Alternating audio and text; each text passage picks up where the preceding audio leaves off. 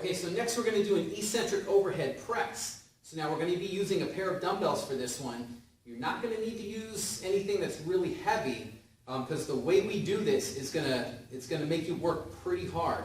So what we're doing is we're holding the weights up about shoulder height. We're going to give them a press overhead.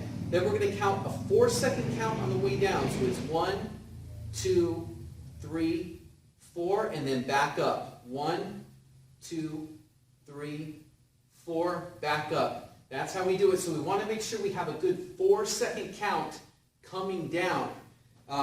If you have to use a timer, you can. Just time it out as best you can. You don't have to use one. Just think, good 4 seconds, because a lot of times when we start getting tired, those 4 seconds start turning into 3 and it starts turning into 2. Okay, so good 4-second count.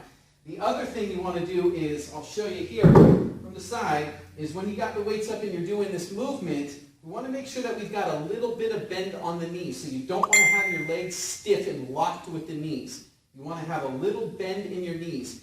I always say to our members when they're doing this exercise is that if you can't feel your butt and your legs tight, if you don't feel like they're working, bend your knees a little bit more until you do. When you get it right, you'll feel it. You'll feel your butt tighten up, back of your legs, and the front of the legs will feel like they're a little bit tight, okay? So that's how we do the eccentric overhead press.